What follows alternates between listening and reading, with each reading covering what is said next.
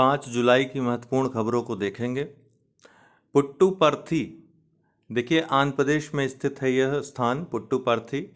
यहाँ प्रधानमंत्री मोदी के द्वारा साईं हीरा ग्लोबल कन्वेंशन सेंटर का उद्घाटन किया गया। पूछेगा डायरेक्ट प्रश्न, कहाँ किया गया? पुट्टुपर्थी, आंध्र प्रदेश में। अभी हाल ही में खाद्य मंत्रियों का राष्ट्रीय सम्मेलन कहाँ पर आयोजित हुआ? तो नई दिल्ली में आयोजित हुआ। मेहसाणा, गुजरात में मेहसाणा जिला है, वहाँ स्थित एक गांव है, नाम है बोरियावी। ये क्यों अभी चर्चा में रहा? क्योंकि गृह मंत्री अमित शाह, जो कि पहले सहकारिता मंत्री भी हैं, इनके द्वारा देश के पहले सहकारी संचालित सैनिक स्कूल की आधारशिला मेहसाणा में बोरियावी गांव में रखी गई, गुजरात में। लखनऊ, उत्तर प्रदेश सरकार के द्वारा समर्पित बंदर वन, बंदरों के संरक्षण के लिए, उनके सुरक्षा के लिए लखनऊ में यह बंदर वन बनाने की योजना बनाई है उत्तर प्रदेश सरकार ने। बिहार पक्षी गणना 2023 बिहार राज्य के द्वारा, राज्य सरकार द्वारा कराई गई, जिसके महत्वपूर्ण निष्कर्ष इस प्रकार हैं कि बिहार में पक्षियों की कितनी प्रजातियां पाई गई? 205 प्रजातियां पाई गई।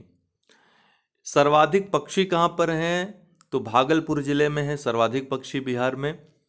भागलपुर व जमुई में, इन दो जिलों में आर्द्र भूमियों में रहने वाले जल पक्षियों की संख्या जो है वो सर्वाधिक है।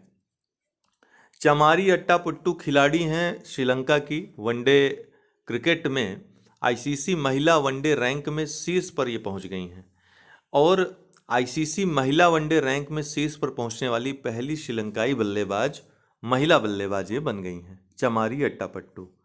मैक्स वेरस्टेपन, इन्होंने अभी हाल ही में ऑस्ट्रियाई ग्रांड पिक्स जीत लिया, फार्मूला 1 कार रेसर हैं, रेड बुल की तरफ से ये खेलते हैं। दुकम बंदरगाह ओमान में स्थित बंदरगाह है, भारत के लिए सामरिक दृष्टि से अति महत्वपूर्ण है, रणनीतिक दृष्टि से, इसीलिए हाल ही में एनएसए अजीत डोभाल का यहाँ पर दौरा हुआ है, इसलिए ये चर्चा में आया है, पूछ सकता है। ऊर्जा संक्रमण सूचकांक 2023 विश्व आर्थिक मंच WEF के द्वारा ये जारी होता है। 2023 के सूचकांक में पहले स्थान पे स्वीडन है, दूसरे पे डेनमार्क है, तीसरे पे नॉर्वे है, भारत 67वें स्थान पे है इस सूचकांक में। लिथियम काफ़ी चर्चा में रहा ये धातु, इसके बारे में जान लीजिए महत्वपूर्ण बातें। ये नरम चांदी जैसी सफ़ेद धातु है, मानक परिस्थितियों, सामान्य परिस्थितियों में सबसे हल्की धातु और सबसे हल्का ठोस तत्व भी यह माना जाता है लिथियम को। अत्यधिक प्रतिक्रियाशील है और ज्वलनशील है, इसीलिए इसको खनिज तेल में संग्रहित किया जाता है, खुले में नहीं रखा जाता है। सबसे बड़े इलेक्ट्रॉनिक जो व्हीकल्स हैं, आपके मोबाइल जो आप यूज़ करते हैं, स्मार्टफोन आज यूज़ करते हैं, ये लिथियम के कारण ही संभव हो सका है। लिथियम की इसमें आवश्यकता पड़ती है।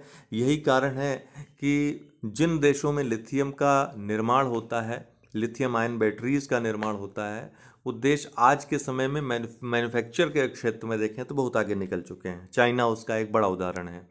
भारत लिथियम के आयात पे पूर्णतः निर्भर है 100%। हालांकि भारत में लिथियम थोड़ी बहुत मात्रा में पाया जाता है, जैसे कि कर्नाटक में, राजस्थान में, लेकिन बहुत ही थोड़ी मात्रा में, नगण्य है वो मात्रा।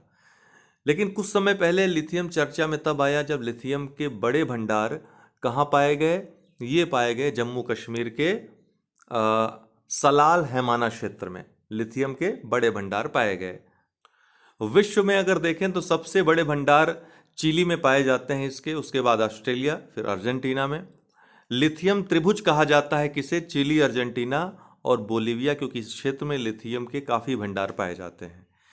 हाल ही में जम्मू कश्मीर के सलाल हैमाना क्षेत्र में बड़े भंडार का पता चला है, वहाँ स्थापित किया जा रहा है लिथियम जो खनिज निष्कर्षण केंद्र है, स्थापित किया जा रहा है।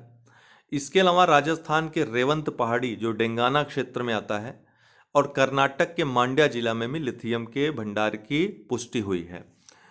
ई सरस या ई सारस ये क्या है? मोबाइल ऐप है।